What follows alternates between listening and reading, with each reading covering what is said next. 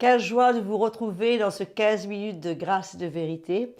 Et j'aimerais partager avec vous un très vieux chant que je suis sûre que beaucoup d'entre vous connaissent. Et une fois de plus, je vous invite à vous joindre à moi et qu'on puisse ensemble le chanter.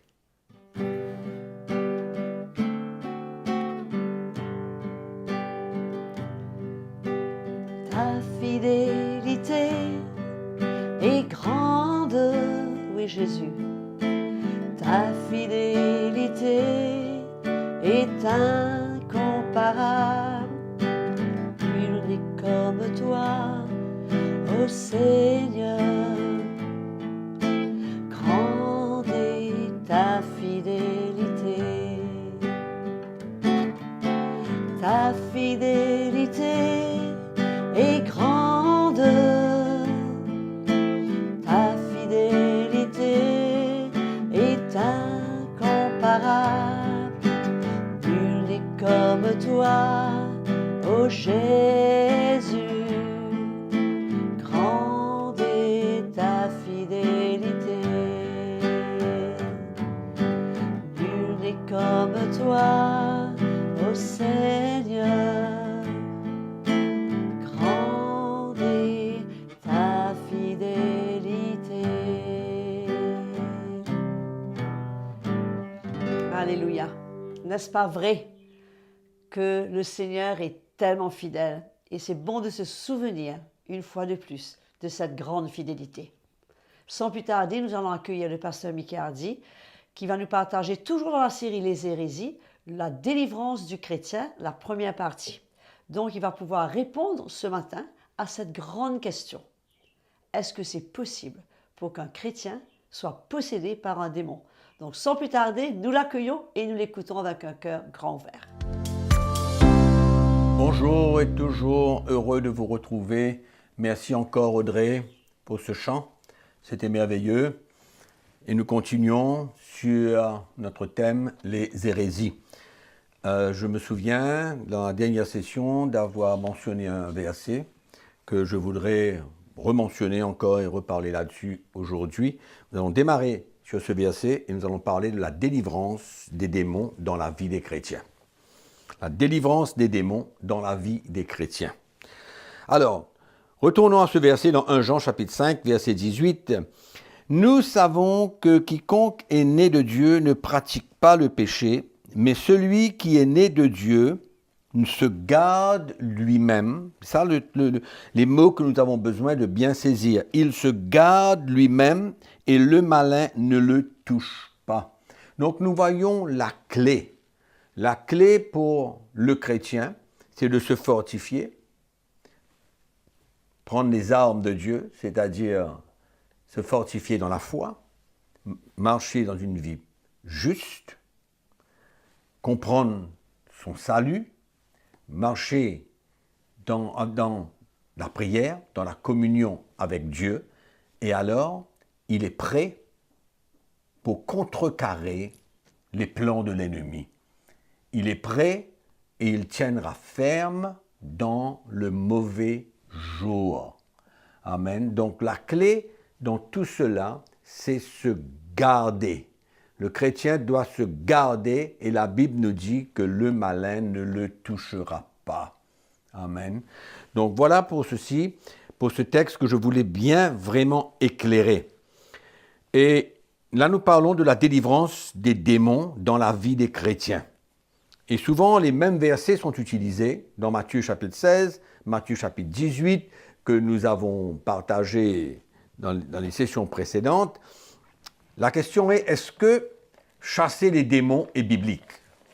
Oui. Nous voyons la vie de Jésus, il a chassé les démons. Nous voyons qu'il a envoyé ses disciples qui ont chassé les démons et guéri les malades. Même les 70 disciples qu'il a envoyés par la suite, eux aussi, ils ont reçu l'autorité de la part de Jésus pour chasser les démons, guérir les malades, etc. Nous voyons la vie de Paul, la vie des premiers apôtres, qui eux aussi ont chassé les démons. Mais dans la vie de qui? Est-ce que nous trouvons dans le Nouveau Testament? Nous trouvons dans le livre des Actes? Ou est-ce que nous trouvons dans les Épîtres que les chrétiens avaient besoin d'être délivrés des démons? continuellement. Des sessions de délivrance dans la vie des chrétiens. Nous ne voyons cela aucune part. Et dans l'épître de Paul aux Colossiens au chapitre 1er, au verset 12 et 14, voyons quelque chose de très intéressant. Paul dit « Rendez grâce au Père, qui vous a rendu capable d'avoir part à l'héritage des saints dans la lumière. Il nous a délivrés de la puissance des ténèbres, nous a transportés dans le royaume de son Fils bien-aimé, en qui nous avons la rédemption, le pardon des péchés. » Amen. Donc là, nous voyons qu'est-ce qui s'est passé dans la vie de quelqu'un qui est né de nouveau, délivré de la puissance des ténèbres, transporté dans le royaume de son Fils, dans le royaume de Dieu. Donc nous voyons que c'est introuvable. La Bible nous dit que le royaume de Dieu est en nous. Dans Paul, dans l'Épître aux Corinthiens, au chapitre 6, il parle comme quoi que nous sommes le temple de Dieu, le temple du Saint-Esprit. Le Saint-Esprit habite en nous. Comment est-ce que le Saint-Esprit peut habiter en nous et en même temps les démons peuvent se cacher quelque part en nous? Cela ne peut pas être vrai. C'est une hérésie. Il peut y avoir un cas comme cela, ou des cas où un chrétien décide de s'éloigner du Seigneur, ouvre sa vie aux activités démoniaques, comme la sorcellerie par exemple, comme la magie, l'occultisme, et même plongé dans la pornographie, etc. Nous voyons que le chrétien alors, il s'éloigne du Seigneur, il ne sait plus le Seigneur, il ouvre sa vie aux activités démoniaques et sataniques, il se pourrait à ce moment-là qu'il soit sous l'influence du diable, des influences de mauvais esprits. Mais pour le chrétien normal, qu'il soit faible ou qu'il soit fort, qui est dans le Seigneur, qu'il se rassemble avec les chrétiens, il peut être faible, oui, sa faiblesse n'indique pas qu'il y a des démons en lui. Non, le chrétien faible n'est pas un chrétien qui transporte des mauvais esprits en lui. Le chrétien faible est celui qui marche plutôt selon les désirs de la chair. Mais il ne faut pas croire que les chrétiens qui passent par des moments difficiles, on peut conclure comme quoi qu'il a un démon, il a un mauvais esprit qui se cache quelque part et il faut qu'il passe par la délivrance. Non, la Bible nous dit qu'il nous a délivrés de la puissance des ténèbres, il nous a transportés dans le royaume de son Fils. C'est clair.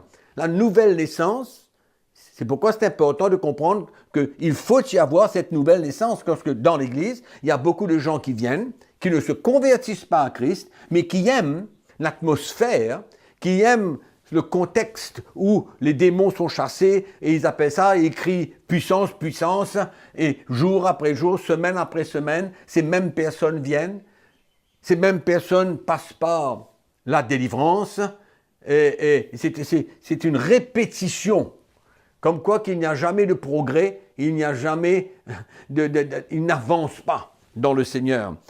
Donc il faut faire la différence entre des chrétiens nés de nouveau et des gens qui fréquentent des églises et qui vivent leur vie et qui viennent là pour des séances de délivrance. Donc je ne crois pas que ça marche comme ça, et personnellement, je ne vois pas dans la parole de Dieu qu'un chrétien peut être possédé par des démons. Encore une fois, je viens dire, il se peut que le chrétien rétrograde au point où il se donne aux activités sataniques ou démoniaques, comme j'ai dit tout à l'heure, l'occultisme, le satanisme, la magie, enfin beaucoup de choses, la sorcellerie et autres. Mais une chose est certaine, c'est que c'est une fausse doctrine, c'est une hérésie. Mais malheureusement, il y a des pasteurs et des chrétiens qui aiment le sensationnel. Ils aiment l'atmosphère où il y a des manifestations, hein, il y a l'atmosphère où il y a ce qu'ils appellent la puissance, où les chrétiens sont souvent émotionnellement préparé pour réagir et pour avoir des drôles de réactions, des drôles de manifestations. Il faut vraiment faire attention de ne pas se donner à ce jeu. Les pasteurs, beaucoup de pasteurs et de chrétiens aiment le sensationnel. Ils aiment la délivrance. Mais malheureusement, ce n'est pas scripturaire. Deuxièmement, souvent, on fabrique ces choses-là. On conditionne les chrétiens à réagir de telle manière quand on prie avec eux. Même les chrétiens. Et souvent, ces chrétiens-là, ils sont influencés quand ils rentrent dans ce jeu. Influencés, c'est pas dire qu'ils sont possédés, mais qu'ils sont influencés par des mouvements qui ne sont pas de Dieu, qui ne sont pas de l'esprit émotionnel, ou alors des forces extérieures qui ne sont pas de Dieu et qui les saisissent. Et quand on voit certaines choses se passer dans les églises, on se demande vraiment, s'il y a une compréhension de la parole de Dieu. Et souvent, on rentre dans les églises où on regarde sur Internet, on regarde sur des programmes chrétiens, on voit des manifestations, mais franchement, je dirais même souvent, ressemblent à des manifestations diaboliques. Donc, il ne faudrait pas entrer dans ce jeu, et moi, je veux vraiment mettre en garde les chrétiens, parce que chasser les démons dans la vie des chrétiens, jour après jour, semaine après semaine, avoir des rencontres de délivrance dans la vie des chrétiens est une hérésie. Ce n'est pas de Dieu, ce n'est pas la présence de l'Esprit. Il se peut, comme j'ai dit tout à l'heure, mais on chasse les démons dans la vie des non-croyants. Quand on fait de l'évangélisation, quand on va dans la rue, quand on va faire des évangélisations dans les chapiteaux, partout, et là, il y a des gens inconvertis qui sont effectivement possédés par des mauvais esprits. Et quand on prie pour eux, il y a des manifestations. Les démons sont chassés, quittent le corps de ces gens, et ils sont libérés, et ils sont délivrés. Oui, ça, il n'y a pas de problème. Ça, c'est scripturaire. Nous voyons que même Jésus a rencontré des gens qui étaient possédés par des démons. Paul qui nous dit la même chose, il parle de son expérience. Donc, c'est réel, chasser les démons, mais pas dans la vie des chrétiens. Parce que le chrétien, je répète le même verset dans 1 Jean, que je répète encore une fois, chapitre 5, verset 10, il faut qu'il se garde lui-même. Il se garde lui-même, il se fortifie dans le Seigneur, et le malin ne peut pas le toucher. Mais, vous me dites, mais qu'est-ce que Jacques dit dans son épître?